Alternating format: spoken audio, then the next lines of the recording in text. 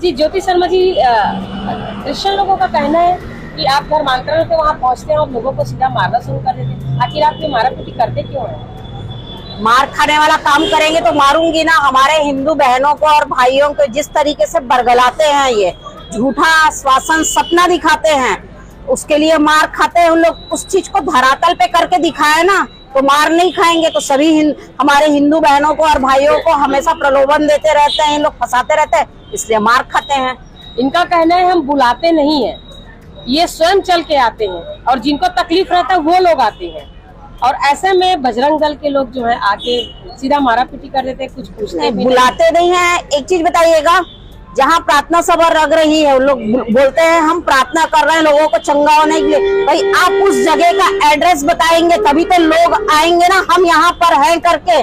उनको कोई सपना नहीं आता है हिंदू समाज को कि आपको वहाँ जाना है करके। उन लोग घर घर जाके टीम बना के लोगों को बुलाते हैं और वहाँ पर चंगाई सभा का आयोजन करते हैं। एक और वीडियो के साथ आ रहा हूँ। नमस्कार, जय यीशु। मेरे भारत और विदेश के लोगों, प्रभु आप सबको आशीष करें और लगातार आप आगे की ओर बढ़ते चले जाएं। आज की खबर लेकर आ रहा हूं मसीह विरोधी यानी कि ज्योति शर्मा और रतन यादव काफ़ी बातें सामने लेकर आए हैं। उन सभी के बारे में कुछ बातें हम फैलाना चाहेंगे। ज्योति शर्मा ने कहा कि गलती करेंगे या फिर गलत करेंगे तो ज़रूर हम लोग मारेंगे पीटेंगे, हम किसी से डरते नहीं हैं। ठीक है, कोई हरकत नहीं, लेकिन हमें इतना चाहिए कि प्रूफ या फिर अधिकार आपको कहां से मिला। विरोधी आ चुके हैं एक बार और फिर आप सभी के सामने मैं ज्योति शर्मा का वीडियो पेश करूंगा, उसके बाद में कुछ और बातें करूंगा। आइए देख लेते हैं उस वीडियो को, देखिए। जी ज्योति शर्मा जी, क्रिश्चियन लोगों का कहना है कि आप धर्मांतरण के वहाँ पहुँचते हैं और लोगों को सीधा मारना शुरू कर देते हैं। आखिर आप ये मारा पीटी करते क्यों हैं? मार खाने वाला काम करेंगे तो मारूंगी ना। हमारे हिंदू बहनों को और भाइयों को जिस तरीके से बरगलाते हैं, ये झूठा आश्वासन सपना दिखाते हैं, उसके लिए मार खाते हैं। उन लोग उस चीज को धरातल पे करके दिखाए ना, तो मार नहीं खाएंगे। तो सभी हमारे हिंदू बहनों को और भाइयों को हमेशा प्रलोभन देते रहते हैं, इन लोग फंसाते रहते हैं, इसलिए मार खाते हैं। इनका कहना है हम बुलाते नहीं है, ये स्वयं चल के आते हैं और जिनको तकलीफ रहता है वो लोग आते हैं। और ऐसे में बजरंग दल के लोग जो है आके सीधा मारा पीटी कर देते हैं, कुछ पूछते भी बुलाते नहीं है। एक चीज बताइएगा, जहाँ प्रार्थना सभा लग रही है, लोग बोलते हैं हम प्रार्थना कर रहे हैं लोगों को चंगा होने के लिए। भाई आप उस जगह का एड्रेस बताएंगे तभी तो लोग आएंगे ना, हम यहाँ पर हैं करके। उनको कोई सपना नहीं आता है हिंदू समाज को कि आपको वहाँ जाना है करके। उन लोग घर घर जाके टीम बना के लोगों को बुलाते हैं और वहाँ पर चंगाई सभा का आयोजन करते हैं, धर्मांतरण का खेल खेलते हैं। आप क्या मानते हैं इस बात को कि लोग चल कर आते हैं, लोग के अंदर में खुद ही बिल्कुल नहीं, उनके लिए हर संडे को आप बस्तियों में जाकर के देखिएगा, पूरे छत्तीसगढ़ का बता रही हूँ, हर बस्ती में संडे को उन लोगों के लिए गाड़ी खड़ा रहता है, उनको गाड़ी में लेके भर के लेके उन लोग आते हैं।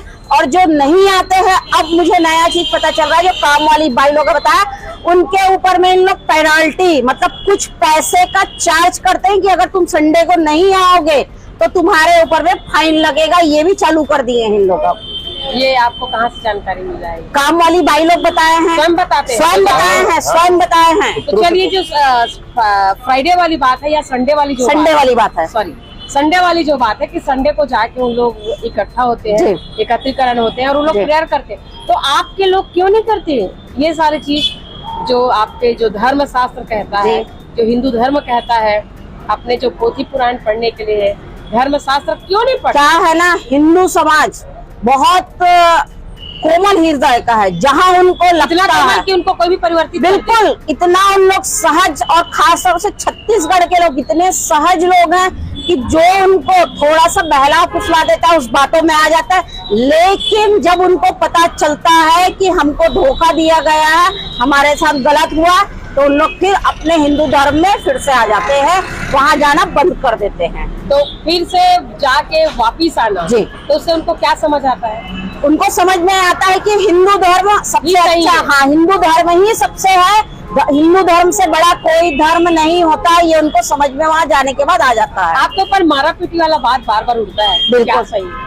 हाँ, मैं मारती हूँ, अगर गलत करेंगे मेरे हिंदुओं बहनों को, आजकल जिस तरीके से इन लोग लड़कियों को टारगेट कर रहे हैं, बहनों को हमारी, उनको बाहर नौकरी दिलाएंगे, अब अच्छा पैकेज मिलेगा करके जो बहला फुसला के लेके जा रहे हैं, आजकल बहुत बड़े तादाद पे लेके जा रहे हैं, तो इस तरीके से पता चलेगा मेरे छत्तीसगढ़ की बहन बेटियों को लेके जा रहे हैं तो मार तो खाएंगे, और मैं मारूंगी, एक नहीं 10 केस बन जाए तो भी मैं मारूंगी उनको। मतलब इसके ऊपर केस भी चल रहा है आपके ऊपर? बिल्कुल मेरे ऊपर मारने के लिए केस बिल्कुल चल रहा है। बिल्कुल बिल्कुल बावजूद भी आप उनको मार रहे हैं? बिल्कुल हिंदू समाज के रक्षा के लिए अगर 10 क्या 20 25 केस लगता है मेरे ऊपर और समाज का भला कर सकती हूँ थोड़ा बहुत भी मैं, तो उस चीज के लिए मैं तैयार खड़ी हूँ। और भी ये कहना है कि हिंदू समाज में बहुत सारी महिलाएं हैं जी, उन लोग की नहीं दिखते, सिर्फ आप ही दिखते हैं। कुछ उनकी भी इच्छा होती है निकलने का, लेकिन कुछ घर की जवाबदारी होती है, कुछ पाबंदियां हो जाती है, आपके कुछ पास डर। जवाबदारी है?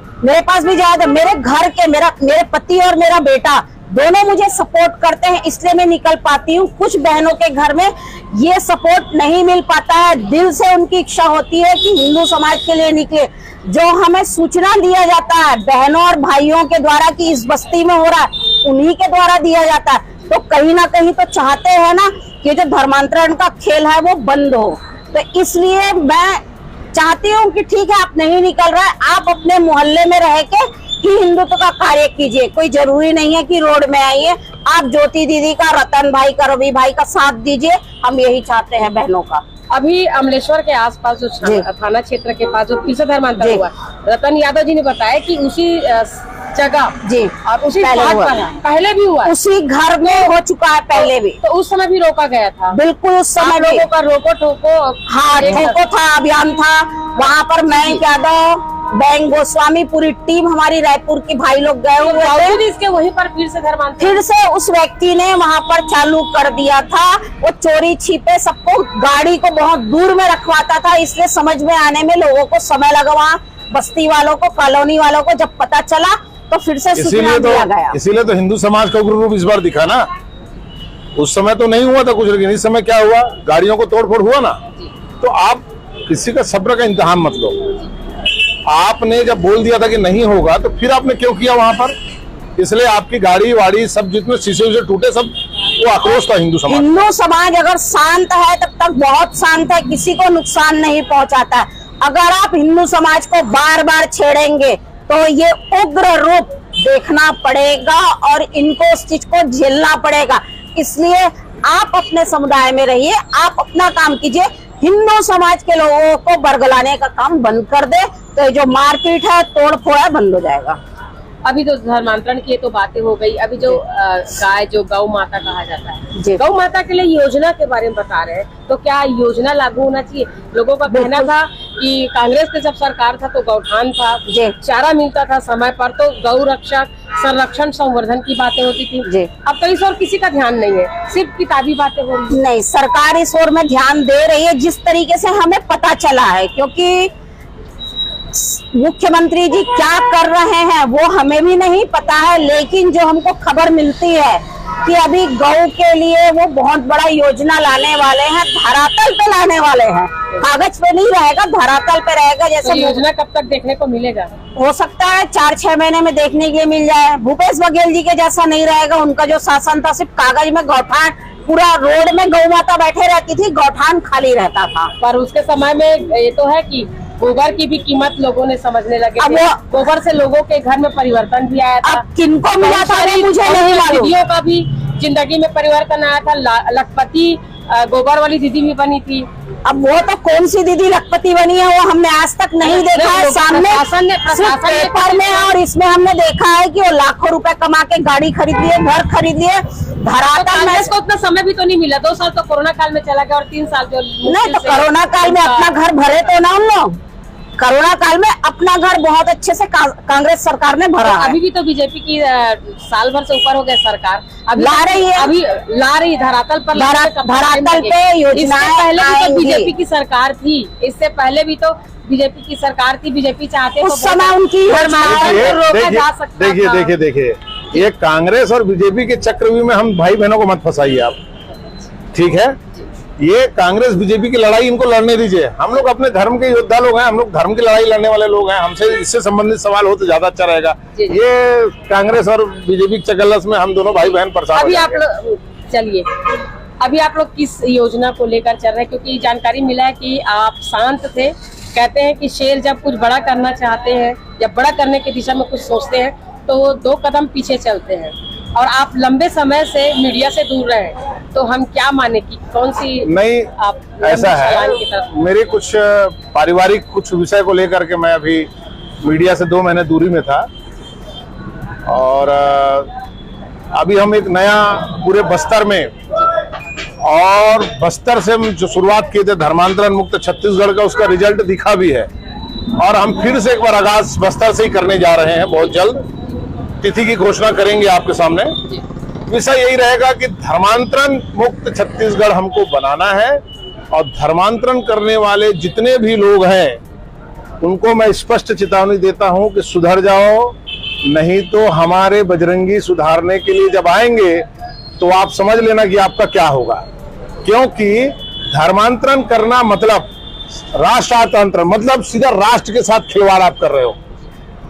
धर्मांतरण का मतलब है, नियम क्या है, क्या लोगों को पता रहता है? जैसे कहते हैं कि एक महीना का समय लगता है प्रशासन को जानकारी देने। देखिए ये जो है ना, ये कानूनी प्रक्रिया का पालन नहीं करते हैं ज्यादातर ये लोगों को जब बोलोगे तो हमको अपना मन बदलिए, 90% लोग मन बदलने बोलते हैं, लेकिन ये लोग सीधा सनातन धर्म से दूरी बनवा देते हैं। मन बदलना और धर्म बदलना क्या होता है? ये ऐसा ही लोग अपनी बात को रखते हैं। ऐसा मन बदलना मतलब सिर्फ हम ना आएगा, सिर्फ हम वहाँ जा रहे हैं, यहाँ उनको अपना हिंदू का भी उनको अपना पूरा उपयोग करना है, उनको जो योजनाओं का लाभ है वो सब उठाना है। तो भीतरी घाट हो गया। हाँ, वो भीतर घाट कर रहे हैं। तो वो मैं हिंदू समाज को बोलना चाहूंगी कि ये भीतर घाट ना करे, ये आपके लिए ही आगे चल के जहर साबित होगा। जी ज्योति शर्मा जी, आप महिलाओं के लिए कुछ कहना चाह रहे हैं? महिलाओं के लिए जाके आ जाती हैं, बिल्कुल जो जाके आ जाती हैं, और वैसे जो ना जाए, मैं सबसे पहली बात तो कहना चाहूंगी, जो बहनें इनके चंगाई सभा में, इनके प्रार्थना में जो रविवार को अपने घर में अपने पतियों से और घर में माँ बाप से झूठ बोल के जो जाते हैं, उसको बंद कर दीजिए। अपने भविष्य से खिलवाड़ बंद कर दीजिए, इससे कुछ हासिल नहीं होने वाला है। हिंदू धर्म, सनातन धर्म सबसे सर्वश्रेष्ठ है, उस चीज को मान लीजिए। मैं हिंदू बहनों से कहना चाहूंगी। जी ज्योति शर्मा जी, रतन यादव जी, आप दोनों का बहुत बहुत धन्यवाद। आपने बीएलसी में जो समय निकाल के आए। मैं छत्तीसगढ़ के युवाओं को भी कहना चाहूंगा, जी छत्तीसगढ़ के जितने भी युवा भाई लोग हैं, आप जितने मेरे बजरंगी भाई छत्तीसगढ़ के बस्तर से लेकर के सरगुजा तक, इस तरफ शहरी क्षेत्रों में भी, जहां तक मेरी बात जा रही है, आप लोग ध्यान से सुनिएगा। कहीं पर भी धर्मांतरण अगर आपको सुनाई आता है, उसका विरोध जमकर करिए, और नजदीकी पुलिस थाने में जाकर उसकी शिकायत करिए। अगर कोई पुलिस अधिकारी शिकायत पे अगर अमल नहीं करता है तो उसकी शिकायत उसके बड़े अधिकारी से करिए, और ज्यादा कुछ। हाँ, तो आपने ज्योति शर्मा का वीडियो देखा। बीते दिनों में हमने उनके बारे में बताया था, और उन्होंने बीच में विरोध भी रोक दिया था, क्योंकि काफ़ी बातें उन्हें समझ में आई थी, है ना। तो देखिए मेरे तमाम भाइयों बहनों, जो गलत करेगा उसके विरोध में उठना भी ज़रूरी है, और चाहे वो बजरंग दल वाले हो, या फिर और कोई हो, या फिर मैं हूँ, है ना, या फिर घर परिवार के हो गए, या फिर गांव के हो गए, या कहीं ना कहीं विरोध होता ही है, और ये होना भी चाहिए, क्योंकि वहाँ पर चेकिंग होता है। हालांकि ज्योति शर्मा ने कुछ ऐसा बयान फरमाया है कि मसीह लोगों के ऊपर विरोध वो करेंगे। क्यों करेंगे? कि उनका आरोप है मसीह लोगों के ऊपर कि वह बहला फुसला कर धर्म परिवर्तन करते हैं, और भोले भाले आदिवासी लोग जो है, गरीब लोग जो है, थोड़ी सी बातों में या फिर थोड़े से पैसों में पट जाते हैं, या फिर बहल जाते हैं, फुसला जाते हैं। तो ऐसा उनका कहना है। हालांकि मैं कहना चाहता हूं कि पैसे नहीं बांटे जाते हैं। यीशु मसीह को मानने के लिए पैसे बांटने की ज़रूरत नहीं है। हालांकि देखिए, हम भी कुछ लोगों से पैसे मांगने के बावजूद भी नहीं मिलते हैं, तो बांटेंगे कहाँ से?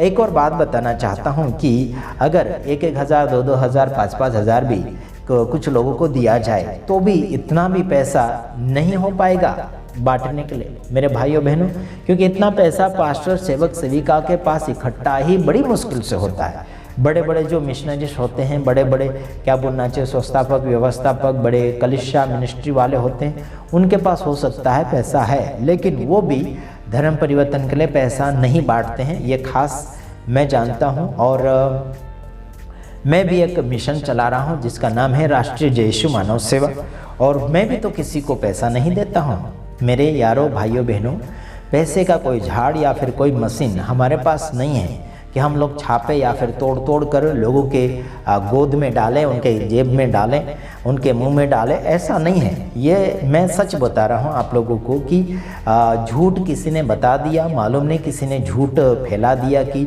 मसीह लोग जो है धर्म परिवर्तन के लिए बहलाते फुसलाते, किसी को टिफिन डब्बा दिया या फिर किसी को कपड़ा दिया, खाना दिया, किसी को घर दिया, इसके वजह से धर्म परिवर्तन कर लेते हैं लोग, ऐसा कहा जाता है। तो ये हमारा काम नहीं है धर्म परिवर्तन करना। हमारा काम केवल मसीह समाज का लोगों का मकसद ये है परमेश्वर की महिमा करना और परमेश्वर के नाम में भलाई को फैलाना, और परमेश्वर के नाम में जो ईमानदारी है उस बात को फैलाने के लिए हमें मौका मिला है। हमें ये सुवार्ता प्रचार यानी प्रचार मिला है। और बाइबल शास्त्र जो है किसी को लालच में डालने के लिए नहीं है। बाइबल जो है इंसान को लालच से बाहर निकालने के लिए छपा गया है। बाइबल में कई जगह से लिखा है कि लालच करना गुनाह है, लालच करना पाप है। मेरे यारों भाइयों बहनों, अगर बाइबल का वचन ही सिखाता है कि लालच करना गुनाह है, लालच करना पाप है, तो फिर हम मसीह लोग या फिर प्रभु यीशु मसीह के ऊपर भरोसा करते हैं, प्रभु के ऊपर विश्वास रखते हैं, प्रभु का प्रचार करते हैं, वो लोग लालच का प्रचार कैसे कर सकते हैं? बिल्कुल नहीं कर सकते। जो लालच का प्रचार करता है वो बाइबल को बराबर फॉलो नहीं कर रहा है, तो हर एक के ऊपर झूठा आरोप नहीं लगा सकते। कोई क्या बोलना चाहिए आशीषों का प्रचार कर रहा है, यीशु को मानेंगे तो ये मिलेगा, वो मिलेगा, फलाना ढेकना मिल जाएगा, ये लालच वाला प्रचार अगर कर रहा है और उसके ऊपर अगर आप आरोप लगाते हैं तो वो हम रोक नहीं सकते हैं। आप लगा सकते हैं उसके ऊपर आरोप, लेकिन जो व्यक्ति आरोप नहीं लगा रहा या फिर लालच से निकलने के लिए प्रचार कर रहा है, उसी के ऊपर आप लोग आरोप लगाएंगे तो फिर मुश्किल हो जाएगी यारों। तो सावधानी पूर्वक आपको और हमें बढ़ना चाहिए, और प्रभु का अनुग्रह, प्रभु का सामर्थ आपके साथ है और हम लगातार आपके साथ हैं। कभी भी क्या बोलना चाहिए कि हम आपके दुश्मन नहीं रहे और आप हमारे दुश्मन हैं भी नहीं। जानबूझकर अगर बनते हैं तो अलग बात है। तो ज्योति शर्मा को मैं इतना ही कहना चाहता हूँ, आप हमारी बहन हैं, भारतीय हैं। भारतीय में हम सब एक क्या बोलना चाहिए, एक देश में रहते हैं, एक कानून को मानते हैं, एक संविधान को मानते हैं। तो उस हिसाब से आपको और मुझे न्याय लेना चाहिए, न्याय देना चाहिए, और किसी को भी अपने पैरों के नीचे रखने के लिए हमें कोशिश नहीं करना होगा। चाहे वो कर्मचारी हो, चाहे कोई गरीब हो या अमीर हो, या फिर कोई भी पदवी के ऊपर नीचे हैं, तो उससे हमें पैरों के नीचे नहीं दबाना, लेकिन हर किसी को अपना समझकर आगे की ओर बढ़ाने के लिए कोशिश करना है। तो बस इतना ही ज्योति शर्मा जी को, और बाकी जो मसीह समाज के लोग सुन रहे हैं तो ध्यान रखना, आप अगर प्रभु यीशु मसीह को पहले स्टार्टिंग में कबूल करते हैं, बपतिस्मा लेते हैं, तो रजिस्ट्रेशन कीजिएगा, और लिखित रूप में आप पुलिस स्टेशन में अधिकारियों को सूचित कर सकते हैं कि हम आज से प्रभु यीशु मसीह को स्वीकार रहे हैं, और हम फिर आगे पीछे हम किसी धर्म को फॉलो नहीं करते हैं। ऐसा करके आप लिखित रूप में इजाज़त ले सकते हैं। जिला कलेक्टर के पास से आप ले सकते हैं, अधिकार या फिर आपका हक बनता है, ले सकते हैं, है ना। जानबूझकर विरोध में फंसना ये गलत है, और जानबूझकर अपने आप को आरोपी बनाना ये भी गलत है। तो ध्यान रखना, जब लोग बपतिस्मा ले लेते हैं, प्रभु को स्वीकार लेते हैं, तो लोगों का यही कहना होता है कि आप लोग धर्म बदल लिए हैं। अगर आप कहेंगे कि हमने धर्म नहीं बदला, तो आपको राम राम कहलाएंगे, आपको पूजा पाठ करवाएंगे, क्या आप कर पाएंगे? नहीं करेंगे आप, है ना, आप नहीं करेंगे उस समय। और फिर आप ये भी कहेंगे कि हमने धर्म नहीं बदला। तो ये धर्म विरोधी मसीह विरोधी लोग कहेंगे कि अगर आपने धर्म नहीं बदला तो हिंदू धर्म की पूजा पाठ करके देखो, प्रसाद खा के देखो, है ना, मूर्ति ला के देखो, उसे भजन करो, ऐसा करके बोलेंगे आपको। तो अब वहाँ पर आपका जवाब क्या होगा? यहीं पर आप चुप हो जाएंगे। मेरे भाइयों बहनों, तो आपके पास जवाब है ना, जवाब है तो सवाल का सामना कर सकते हैं, वरना आपके पास जवाब नहीं है तो सवाल का सामना आप नहीं कर सकते। तो ठीक है, बस इतना ही। वचन के साथ चलिए। प्रभु यीशु मसीह आपको बनाने आया, सुधारने आया, जीवन आगे ले जाने आया, मौत से बचाने आया, नरक से बचाने आया, मेल मिलाप कराने आया, समझौता करने आया है ना, दुनिया को और आपको बताना चाहता है कि यीशु क्या है। उस बात को समझे। और देश भर में बहुत सारी बातें फैल रही है और बीच में ये धीरेन्द्र शास्त्री बकवास कर रहा है, इसका तो खारिज ही करना चाहिए। संदेश इसका सत्संग जो है सारा बंद करना चाहिए। जो फ्रॉड है उसके ऊपर भी तो उंगली उठाओ यार, है ना। केवल वैसे लोगों के ऊपर ही क्यों उंगली उठा रहे हैं? जो हिंदू शास्त्र पढ़ने वाले लोग भी तो फ्रॉड है, जो प्रचारक है, जो कोई पंडित लोग हैं वो भी तो फ्रॉड है, उनके ऊपर भी उंगली उठाइए और आगे बढ़िए। ठीक है, गॉड ब्लेस यू। प्रभु आप सबको आशीष करें। आप सभी का भला चाहते हैं। हम दूसरी वीडियो में आएंगे, तब तक ले नमस्कार, आमीन।